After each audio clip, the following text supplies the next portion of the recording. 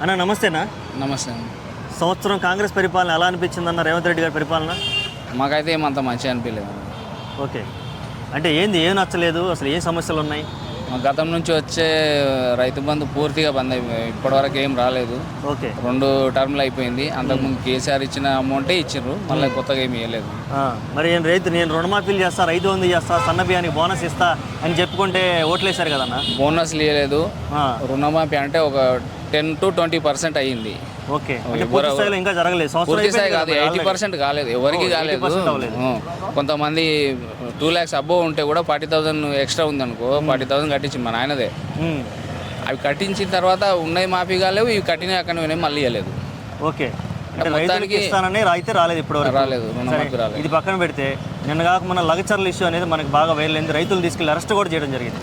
అసలు రైతులకి హెల్ప్ చేయాల్సింది పోయి వాళ్ళు తీసుకెళ్లి జైల్లో పెట్ట నీకు ఎలా అనిపించింది? అది దారుణమైన ప్రజాస్వామ్యం నడుస్తలేదు. కాంగ్రెస్ ప్రభుత్వంలో ప్రజాస్వామ్యాన్ని అనగదొక్కుతున్నారు. నిజానికైతే అసలు రైతులకు అంత వేడి లేసి తీసుకుపోవాల్సిన అవసరం, ఇన్ని రోజులు జైల్లో పెట్టాల్సిన అవసరం కూడా లేదు.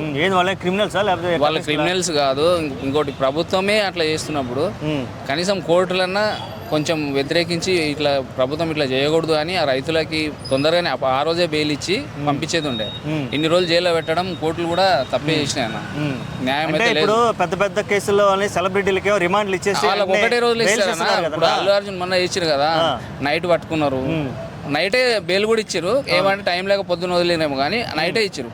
వాళ్ళు సెలబ్రిటీ కాబట్టి వాళ్ళకి అంత తొందర వచ్చి రైతులకి ఇన్ని రోజులు టైం పట్టింది. అంటే ఇప్పుడు కోర్టు తప్పు పట్టాలన్నా, ప్రభుత్వాన్ని తప్పు పట్టాలన్నా? ఓకే, మొత్తానికి ప్రజలకి, సాధారణ ప్రజలకి అన్యాయం జరుగుతుంది. ఓకే, ఎప్పుడైతే ఈ ప్రభుత్వం స్టార్ట్ అయిందో అప్పటి నుంచి, స్టార్ట్ అయినప్పటి నుంచి ఎక్కువైంది. న్యాయం జరగకపోగా అన్యాయం ఎక్కువైంది, న్యాయం జరగకపోగా. ఓకే, ఇంకో విషయం తీసుకుంటే ఇప్పుడు ఆటో తోలుకునే వాళ్ళకి పాపం డీజిల్ ఆటోలు తీసేస్తాను, వాళ్ళని కేవలం ఓఆర్ఆర్కి పరిమితం చేస్తానని ఒక వార్త వచ్చింది బయటికి. మరి వాళ్ళు కూడా ఇబ్బంది పడతారు. ఆటోల మీద తీసుకున్న రేవంత్ రెడ్డి గారు తీసుకున్న ఈ నిర్ణయం మీద మీ అభిప్రాయం? ఇది చాలా తప్పన్న. ఆటోలు ఏదో 200-300 మా అంటే 500 రోజు సంపాదించుకో, అంటే డీజిల్ ఖర్చులు అన్నీ పోను, ఒక 500 మిగిలొచ్చు వాళ్ళకి. అవి కూడా వాళ్ళ పుట్టగొట్టి అది కూడా లేకుండా మీ ఆటోలే లేకుండా తరమేస్తాము అంటే ఊరు బయట అడవిలో అన్ని ఎలక్ట్రిక్ కూడా. అంటే ఇప్పుడు మళ్ళీ 3-4 లక్షలు కావాలి వాళ్ళకి, ఎవరు ఇస్తారన్నా? సరే పోనీ ప్రభుత్వం సబ్సిడీ కాదు ఏం లేదు, ఫ్రీగా మీకు ఎలక్ట్రిక్ ఆటోలు మొత్తం ఫ్రీగా ఇస్తాము, మీరు నడిపించుకోండి బతుకోండి అని ఇమ్మను. పాతవి ఉంటే వాళ్ళు తీసుకొని కొత్త ఇమ్మ ఎలక్ట్రిక్ ఆటోలు వీళ్ళ ప్రభుత్వంకి అనుగుణంగా ఉంటుంది. వాళ్ళ దగ్గర పాత ఆటో ఉంటుంది కదా, అది తీసుకుని కొత్తది ఇస్తే వాళ్ళు నడిపించుకుంటారు, బతుకుతారు. మళ్ళీ దానికి కొత్తగా మళ్ళీ అమౌంట్ పెట్టాలంటే ఇన్వెస్ట్మెంట్ వాళ్ళ దగ్గర ఎక్కడ ఉంటుందన్నా? 200-300కి 2 పిల్లలు ఉంటారు, సంసారము, రూమ్ రెంట్లు, వాళ్ళ బతుకులు అది కూడా ఎక్కడి నుంచో బతకలేక, వాళ్ళ ఊర్లో బతకలేకనే కదా వచ్చేది ఇక్కడికి. అసొంటోళ్ళు వచ్చి ఇక్కడ ఇబ్బంది పడుతుంటే అవి కూడా వద్దు. మీరు ఆటోలు కూడా ఇంతకుముందు బస్సు ఫ్రీ పెట్టి వాళ్ళకి అదొక దెబ్బ వేసిండు. ఫ్రీ బస్ అనేది వరకు ఆటోలో గిరాకు లేకుండా అయింది. ఇప్పుడు ఉన్న ఆటోలు కూడా అమ్ముకోండి, పూర వెళ్ళిపోండి అంటే కొన్ని రోజులు అయితే మనల్ని కూడా అందరినీ నిలబడతారన్నా. ఓకే, ఇక కాంగ్రెస్ ప్రభుత్వం ఇట్లే ఉంటే కొన్ని రోజుల తర్వాత మొత్తం హైదరాబాద్ ఉన్న వాళ్ళు అందరూ వెళ్ళిపోండి, మొత్తం నేనే కబ్ చేసుకుంటాం, మేమే అమ్ముకుంటాము, మేమే తింటాము అంటారు. అట్లా ఉంది ఇప్పుడు ప్రాబ్లం. ఓకే, ఇప్పుడు చూసుకుంటే కనుక టీఎస్ని టీజీగా మార్చడం, రాష్ట్ర గీతాన్ని మార్చడం, అలాగే తెలంగాణ తల్లి విగ్రహాన్ని మార్చడం, అసలు ఈ మార్పులు ఏమన్నా మీకు సబబుగా అనిపిస్తున్నాయి? మేము అప్పుడు మార్పు అన్నారు కదా, మార్పు అంటే ఏదో మంచి పని చేసి గొప్పగా ప్రజలకు పనికొచ్చే పని చేసి మార్పు తెస్తాడు అనుకున్నాం. మనకి ఈ పేర్లు మారుస్తా, బోర్డులు మారుస్తా అంటే అది వాళ్ళకేమైనా ఉపయోగం కానీ ప్రజలకు ఏ విధంగా ఉపయోగం లేదు.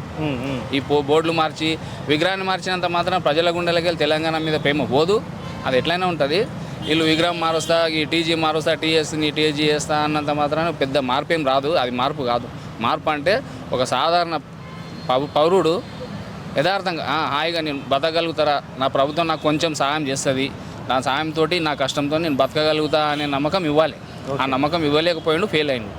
ఓకే, ఇప్పుడు చూసుకుంటే ఈ మధ్య రాష్ట్రంలో అరెస్టులు చేయడం అనేది ఒక ఫ్యాషన్లో నడుస్తూ ఉంది.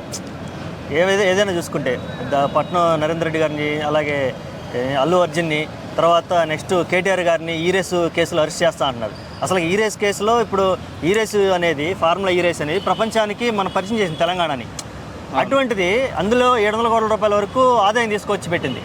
మరి అటువంటి దాన్ని ఏదో లేని దాన్ని సృష్టించి మిమ్మల్ని కేటీఆర్ గారిని అరెస్ట్ చేస్తా అంటే సవాల్ ఇసరటం, దానికి రీజన్ ఏం లేదన్న. అప్పుడు ఓటుకు నోటు కేసులో 50 లక్షలు సంథింగ్ ఎంతనో దొరికింది, రెడీ హ్యాండెడ్గా పట్టుబడ్డాడు, జైలుకి పోయిండు కదా.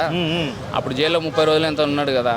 అన్ని రోజులు అతను అదే తలుచుకున్నాడు, నన్ను జైల్లో పెట్టించిండ్రు అంటే నువ్వు తప్పు చేసి జైలుకి పోయినావు, మిగతా వాళ్ళు అంతా తప్పు చేయలేదు కదా.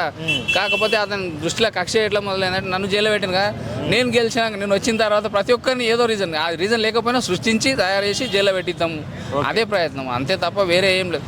ఆయనను పెట్టింది కాబట్టి రివెంజ్ తీసుకుందామనే ఉద్దేశంలో ఉన్నాడు, కానీ ప్రజలకు ఏదో జీతమని రాలేడు అతను. సొంత సార్థంకి సీఎం కావాలనుకున్నాడు, అయిపోయింది, నా కోరిక తీరిపోయింది. అటు కాంగ్రెస్ పరువు కూడా తీస్తున్నాడు, ఎందుకంటే కాంగ్రెస్ కూడా ఫ్యూచర్లో భవిష్యత్తు లేదు. అతని కోరిక నెరవేరింది. అతను మళ్ళీ ఎట్లయినా వెళ్ళిపోయిన తర్వాత కూడా మళ్ళీ కాంగ్రెస్ రాకూడదు, ఏది రాకూడదు. అతను మళ్ళీ కాంగ్రెస్ ఉండడానికి గ్యారంటీ కూడా లేదు, ఏ పార్టీకి పోతాడు కూడా తెలియదు. ఆయనకు పదవి కావాలనుకుంటే వచ్చింది, ప్రజలు ఏమన్నా కాకోక పార్టీ ఏమన్నా కాకోక, ఆ ఉద్దేశం కూడా ఉంది ఆయనకు. కక్ష సాధింపు చర్యలతోటి ప్రభుత్వ పరిపాలన ఇంకా 4 ఏళ్ళు సాగబోతుంది. 4 ఏళ్ళు సాగదన్నా. 4 ఏళ్ళని మీరు అంటే రాజ్యాంగ ప్రకారం చూస్తే 4 ఏళ్ళు ఉంది, కానీ 4 ఏళ్ళ వరకు ఉండడు అతను. అన్ని రోజులు పరిపాలన చేసే శక్తి లేదు, కెపాసిటీ లేదు. ఇప్పటికి కూడా ఆయన ఓడిపోయి ఎన్ని రోజులైంది కేసీఆర్ గారు? సంవత్సరం అయింది కదా. సంవత్సరం అయినా ఇంకా కేసీఆర్ పేరే తీసుకుంటాడు. ఏ మీటింగ్ నువ్వు ఏ చిన్న చిట్చాట్ చేసినా సరే ప్రతి దాంట్లో కేసీఆర్ పేరు లేనిది అతను మాట్లాడాడు. ఎందుకని ఇంకా కేసీఆర్తో నీకు, ఆయన ఓడిపోయిన ఇంటికాడ ఉన్నాడు కదా, నువ్వు ప్రజలకు ఏం చేస్తావు, ఫ్యూచర్లో ఇంకేం చేయాలనుకుంటున్నావు, ఇప్పుడు ఇంకా ఏం సంక్షేమ పథకాలు చేస్తున్నావు, వీటి గురించి చెప్పు. ఇప్పుడు నువ్వే సీఎం, ఇంకా కేసీఆర్ అనుకుంటే ఎట్లా? ఇంకా కేసీఆర్ ఉన్నాడు అనుకుంటున్నాడు ఆయన. మనం మర్చిపోయిన కేసీఆర్ అయిపోయింది, రేవంత్ రెడ్డి వచ్చిన మనం అనుకుంటున్నాం, కానీ ఆయన ఇంకా కేసీఆర్ సీఎం ఉన్నాడు అనుకోని ప్రతిదానికి మళ్ళీ కేసీఆర్ పేరే తెస్తున్నాడు. ఇప్పుడు అధికారం నిషేధంలో నువ్వే చేయొచ్చు కదా అన్నీ, ఆయన పేరు ఎందుకు తీసుకుంటావు? తప్పు కదా. ఓకే, రాష్ట్ర ప్రజలకి 4 ఏళ్ళు లేదా ఎటు ఉండదని చెప్పావు, ఏం చెప్పాలి ఇప్పటివరకు జరిగిన పరిపాలన? నేనేం లేదు, ఇప్పుడు ఉన్న కొత్తగా ఎవరైనా లీడర్షిప్ చేయాలి, రాజకీయాలు రావాలనుకునే వాళ్ళు కూడా ఒక విషయం చెప్తా. సింపుల్ ఏం లేదన్న, అబద్ధాలు చెప్పి మోసం చేస్తూ నేర్చుకోవాలి. ప్రజల్ని ఎట్లా మోసం చేయాలి, అబద్ధాలు ఎట్లా చెప్పాలి, ఇంకోటి బూతులు ఎక్కువ నేర్చుకోవాలి. ఓకే, ఇవి ఎట్లా నేర్చుకోవాలంటే దీనికి మళ్ళీ కాలేజో స్కూల్కో పోవాల్సిన అవసరం లేదు, పుస్తకాలు తెచ్చుకోవాల్సిన అవసరం లేదు. రేవంత్ రెడ్డివి ఎలక్షన్కు ముందు ఇప్పుడు ఉన్నాయి, కొన్ని వీడియోలు చూస్తే మొత్తం మీకు క్లియర్గా అర్థమైపోతుంది. అవి నేర్చుకొని మీరు కూడా మంచి లీడర్లు కావచ్చు, దోసుకోవచ్చు దేశాన్ని, రాష్ట్రాన్ని. ప్రస్తుతానికైతే రాష్ట్రంలో గుంపు మేస్త్రి పరిపాలన బాగానే. గుంపు మేస్త్రి కూడా కాదన్న, గుంపు మేస్త్రి అంటే 10 మంది ఉంటే గుంపనా? ఒక్కడు ఉండి నేను ఒక్కనే చేస్తాను అన్ని అంటే గుంపు మేస్త్రి ఎట్లయితాను? 10 మంది ఉంటే అది కూడా లేదు, గుంపు మేస్త్రి కూడా లేదు.